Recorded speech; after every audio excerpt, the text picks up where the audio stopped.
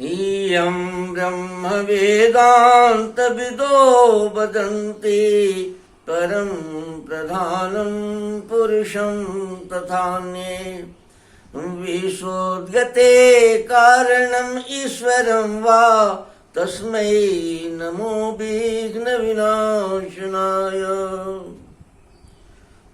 हे गणपति देवता, आप विश्व के कण कण में हैं, विवेक हैं। आपके सूझबूझ से, आपकी समझदारी से ही जगत की रचना कलात्मक ढंग से 24 घंटा चलती रहती है। बीत गया लौट के नहीं आती है, परिष्कार की ओर आगे बढ़ती चली जाती है। काल के अधीन आप इस सृष्टि की रचना में विवेक की भूमिका में हैं। आप का कृपा जीव मात्र को चाहिए, कम से कम भारतवर्ष के लोगों को तो जरूर चाहिए। कृपा करेंगे और मैं इस कार्यक्रम को भी थोड़ा सा बल दीजिए कि जिसमें जो इस कार्यक्रम की इच्छा है उसकी भी पूर्ति लोग करें। अपने को स्वस्थ रहने के लिए तो कम से कम सोचने लगेगा तो उसके भीतर सारा ब्रह्मांड भरा हुआ है। आप भी हैं, उसका प्रत्येक आदमी के भीतर स्वस्थ होने की ओर आगे बढ़ चलेगा। मैं श्याम बिहारी तिवारी वैद्य आयुर्वेद और वेद के उपासक हूँ।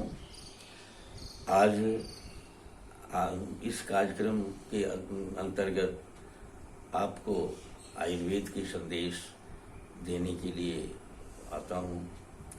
यह कार्यक्रम आयुर्वेद के संदेश के लिए आपको पहुँचाई जाए, इसके लिए यह कार्यक्रम करता हूँ। मनुष्य की जो बनावट में वात पित्त कफ दोष, शरीर फिजिकल यानी तन की बनावट में और तन की बीमारियों में, तन की बनावट में कैसे प्रकृति साम्य की जाती है, प्रकृति कैसे है, इन बातों पर चर्चा हम लोग पीछे किए हुए हैं। अब हमारे तन में एक सुंदर सूक्ष्म शरीर है। इस सूक्ष्म शरीर की भी अपनी एक अलग से व्यवस्था है, अलग से इसकी समझदारी है। इसके लिए हमारे शास्त्रों ने, वेद ने, आयुर्वेद ने जो समझा उसके उस संदर्भ में थोड़ा पहले भी बताए थे। आज भी उस पर हम लोग चर्चा करेंगे। मनुष्य का सूक्ष्म शरीर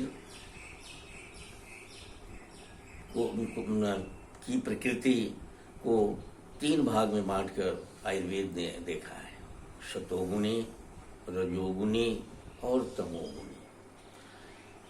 मनुष्य धरती पर जब जन्म लेकर, गर्भस्थ होकर जन्म लेकर आता है, उस समय से जब वह आगे अपना जीवन का शुरू करता है, जीवन की जब उनकी शुरुआत होती है, बचपना में वह सीखने लगता है, जगत के साथ जुड़ के वो अपना संबंध बना लेता है।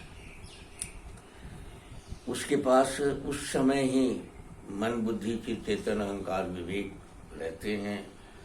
उस मन में जब कोरा कागज आता है और कोरा कागज पर भाषा, साहित्य, मन, लोगों की संस्कृति, पारिवारिक स्थिति सब वो देखता है, अध्ययन करता है। इसमें जब वो आगे बढ़ता है, जैसे जैसे समय बीतती है वैसे उसको सीखता है। अब सीखने के क्रम में वह मनुष्य कोरा कागज सीखने के क्रम में वह अगर सेवा परायण, त्याग परायण, प्रेम परायण, करुणा परायण, स्वतंत्र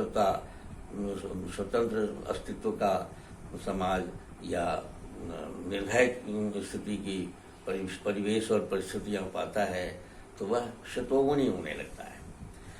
सत्वगुण का मतलब है कि वह जब कोरा कागज रहता है और सत्वगुण में रहता है तो ब्रह्मांड के साथ उसका डायरेक्ट संबंध रहता है। वह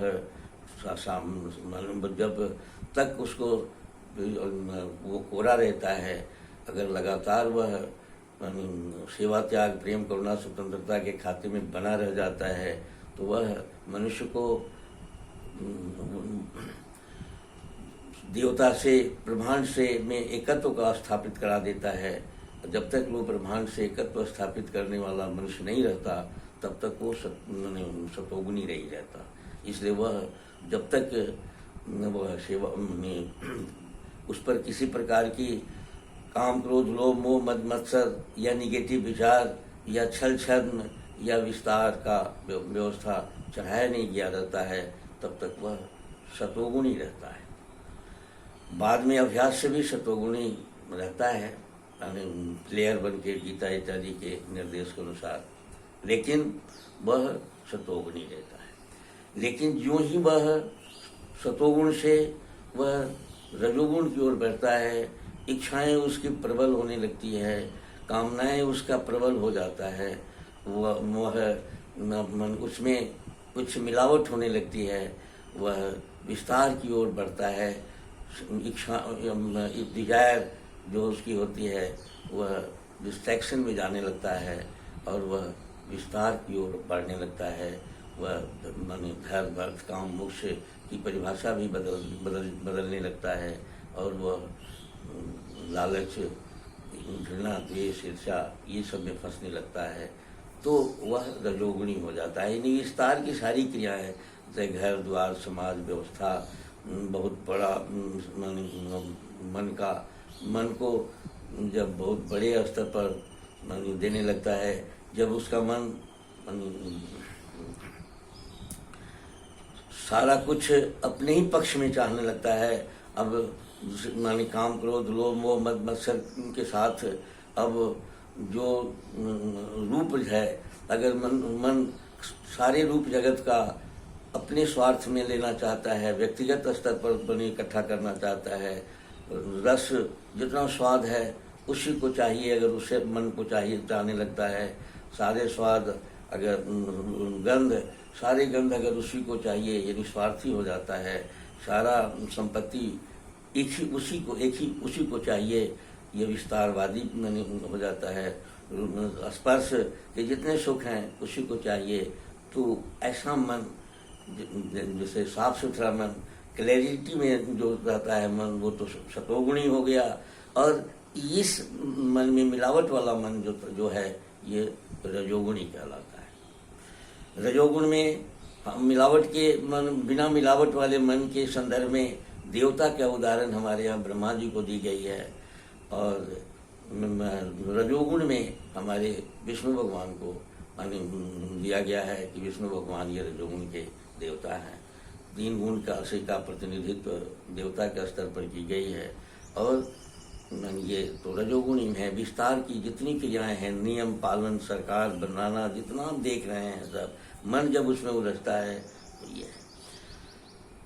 इसमें जब भी उलझता है तो ये संसार की सारी जो चाहता है वही कर लेता है। इसमें क्षमता है कि सब कुछ कर सकता है, लेकिन जब यह प्लेयर नहीं रहता, उसमें खिलाड़ी के रूप में नहीं रहता, वह साक्षी भाव में जब नहीं रहता है तो ये फंस जाता है। यह फिर तमोगुण में प्रवेश कर जाता है। तमोगुण में प्रवेश का मतलब है कि यह डलनेस इसमें आ जाती है। ये निद्रा में फंस जाता है। निद्रा इसकी सबसे बड़ी विकृति है। काम, क्रोध, लोभ, मोह, मद मत्सर में कामनाओं में ही फंस जाता है। कामनाओं में ये काल्पनिक हो जाता है, और जब कामनाओं में फंस जाता है तो नींद में ही फंस जाता है। और जब नींद में फंस जाता है, स्वाद में फंस जाता है, सुख का इसकी परिभाषाएं बदल जाती है, ये संग्रह में फंस जाता है बहुत ज़्यादा, तो ये डलनेस को प्राप्त कर लेता है। और